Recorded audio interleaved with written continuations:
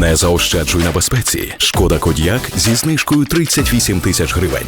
Деякі країни вже направили військових в Україну, каже про це прем'єр Естонії. Вона мені останнім часом теж дуже подобається і заявами, і діями. В Естонії для відправки інструкторів в Україну потрібне схвалення парламенту. Просто так і все, зазначила Кая Калас. Деякі держави вже направили своїх інструкторів в Україну для тренування українських військових. Ось так. Про це говорить прем'єр-міністрка Естонії Кая Калас. Повідомляє про це нам Financial Times.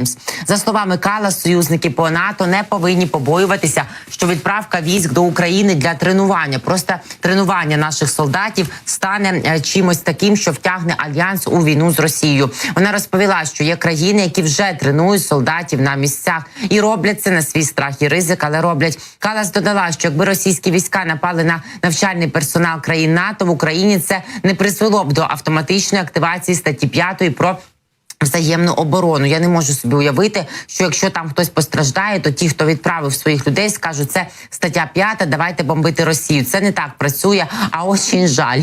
Це я кажу. А Калас каже, це не відбувається автоматично, тому ці страхи не мають за собою підстав, зазначила вона. За словами прем'єрки, в Естонії для відправки інструкторів в Україну потрібне схвалення парламенту. Це відкрита публічна дискусія, але я думаю, що ми не повинні зараз нічого виключати, заявила Калас. Вона висловила переконання, що не бачить прямого ризику конфлікту з Росією, якщо союзники допомагатимуть Києву тренувати українських солдатів на території України. Російська пропаганда тільки й робить, що говорить про війну з НАТО, тому їм не потрібен привід для цього. Ну, дійсно, вона права. Вони ж уже давно тут всіх натівських найманців і знищують, говорячи, що дитячий майданчик – це був місцем їхньої дислокації. Ну, про що ми говоримо? І лікарні, і дитячі садочки, і місця відпочинку на Харківщині, так як вчора. Там все базується найманці НАТО. Що б ми не робили зі свого боку, якщо вони захочуть напасти, вони нападуть. Ось так базує, як то кажуть по-модному, да? Кая Калас, прем'єр-міністрка Естонії. Ми не можемо не погодитися з цим. Раніше уряд Естонії також після заяви Еммануеля Макрона від 26 лютого цього року щодо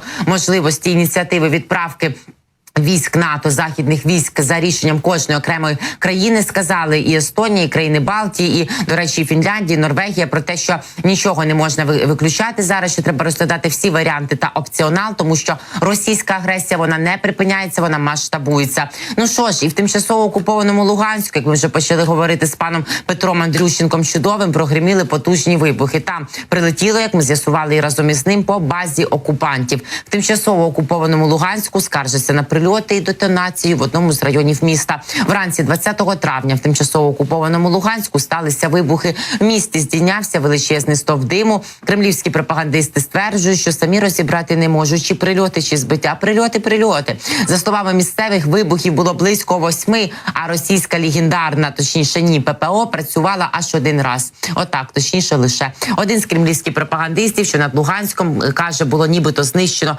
більше 10 крилатих ракет Storm Shadows, або, як бачимо, каже пан Петро, летіли скальпи, функціонал приблизно однаковий. Водночас інші джерела окупантів скаржаться на прильоти вже в окупованому місті і повідомляють про детонацію в одному з районів. За інформацією пана Петра, ракетний удар, ймовірно, завдали по колишній Луганській академії внутрішніх справ у селищі Ювілейне. З початку 2014 року там базувались не натівські найманці, а російські окупанти. Аби російських окупантів тут не було, а з найманцями НАТО, так би мовити, з інструкторами, ми займалися просто професійною підготовкою і можливістю розвитку нашого військово-промислового комплексу, тому що ніколи не знаєш, де який диктатор вродить, та? І жили ми під переможним мирним небом. Давайте разом донатити на наші Збройні Сили України, друзі. Нагадаю, що триває наш збір на Toyota Hilux для Донецького прикордонного загону. Воюють хлопці-дівчата на Харківському напрямку поблизу Вовчанська. 60% вже зібрано, 360 тисяч нам потрібно. Давайте разом долучатися і бити ворога гуртом завжди легше. Ви бачите, яких багато. Треба виганяти.